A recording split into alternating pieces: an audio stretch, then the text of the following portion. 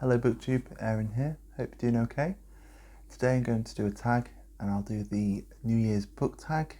This is a tag by Heather from Bookables and I'll have her original video linked down in the description for you.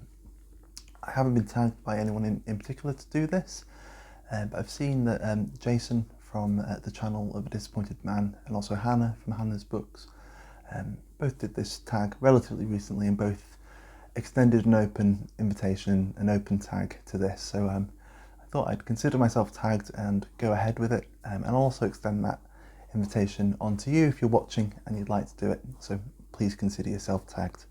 It's not a very long tag, I think it's only 6 questions, so let's get into it. So the first prompt here is, how many books are you planning to read in 2023? So I've set my goal at 50 books. It's the last couple of years I've managed to read more than 50 books, so it's a pretty comfy goal for me. But really, my main goal is more to do with page numbers, I think. It's something I've been thinking about the last few days. And I want to try and see myself reading about 2,000 pages every month. I'm pretty sure I can do that with my reading speed and the amount of time that I give myself for reading. So I think about 2,000 pages a month should be quite attainable. The second prompt here is, name 5 books that you didn't get to in 2022 but would like to make a priority in 2023. So the first one here, I'm pretty sure I brought up in my reading goals video, as a book I would really like to get to, and 2 weeks into the year it remains the same, and that is Hans Fallader's Alone in Berlin. Every time I bring it up I love to show off the cover because I think it's just really cool. It's a sort of cat and mouse situation in Berlin during the Second World War, so it sounds really interesting and I'd really love to get to it this year if I'm able to. The second here was a book I was really hoping to reread last year. I was hoping to reread quite a few books and I just didn't get to all of them, and it's The Bell Jar by Sylvia Plath. It's been a few years since I've read this, so I'd quite like to get to it. Quite like to get to quite a bit more Sylvia Plath actually this year, but we'll see how it goes. Number 3 is Austerlitz by W.G. Sebald. This is the only book by him that I haven't read yet, and I've heard good things about this, so we'll see if I get to it and if I love it as much as I've loved everything else I've read by Sebald so far. Number 4 is The Collected Poems of Arthur Rimbaud. So this was on a pile of books of poetry that I was really hoping to get to towards the end of the year, and this is the only one that I didn't get to, so hopefully I'll get to Rimbaud at some point. And then the last one of these then, I picked this up on a bit of a whim really towards the end of the year. It's a relatively new release. It's Liberation Day by George Saunders. I've never read anything by George Saunders, but I've heard good things, and I thought I'd maybe read it in December, and I just didn't get to it. December was pretty busy, so I might get to it this year. I know it's on the long list for the booktube prize, and I'm going to be reading for the fiction in the booktube prize, so I may end up reading it for that. If not, hopefully I'll get to it at some other point.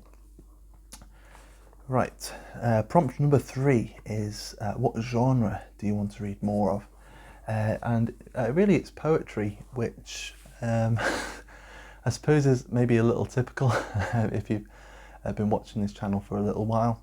I do like a little bit of poetry, but I want to sort of expand on that a bit, and I want to read more poetry that I really love, because I tend to manage, the amount of poetry I read, it tends to average out at about a third.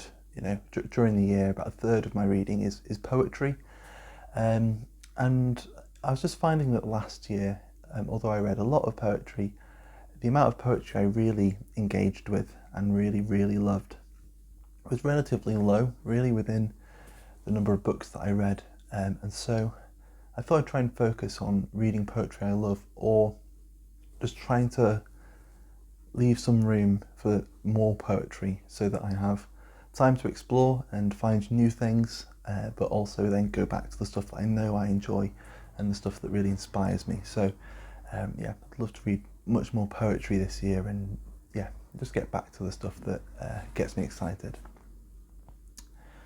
Number 4 is 3 non-book related goals for 2023. The first 2 are really, well, but they're linked to each other, but they are kind of really book related.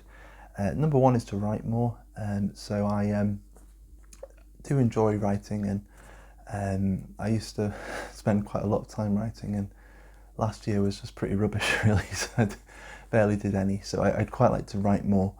The second goal is to experiment and enjoy playing with poetic forms more. It's just something that I find really satisfying when writing. It's, not to expect that much from it, but just to enjoy the puzzle of playing around with words in that way. And so to write more, to play around with poetic forms more when I'm writing. And then the third, which is definitely not related to writing really or to books, is just to be more aware of time. So this is, sort of being a little more efficient, I suppose, but it's also just being aware of the time that I have, and seeing it as an opportunity, whether it's for reading, for just relaxing, or for something more productive or creative. So just to be a little more time aware, I suppose, because it slips by very quickly. Then number 5, what's a book that you've had forever that you still need to read? I'm not entirely sure if I've read this in its entirety, because I tend to dip in and out of it, and it's the selected poems of W.B. Yeats. They've been selected by Seamus Heaney. And I tend to dip in and out of this a fair bit and just sort of go to my favourites. I'm not entirely sure if I've read it from cover to cover, but I would quite like to read it from cover to cover this year. And again, it's going back then to that prompt about the genres, for me, going back to poets I love. I really love W.B. Yeats, and so I'd love to read some more Yeats this year and definitely make sure that I've read this from cover to cover. So there we go. I believe that, oh no, there's one more prompt. Prompt number 6 is one word describing 2023. I will go with peaceful. So as a, I suppose, goal for myself and the channel, for it to be, I suppose, a pretty just cozy, laid back place, and just to be a peaceful person in the things that I control, and then to kind of wish for peace in the sort of parts of life in the world that I can't control. So that's going to be my word for 2023. But there we go. That's the end of the tag. I hope you're doing really well, and I'll see you soon. Bye.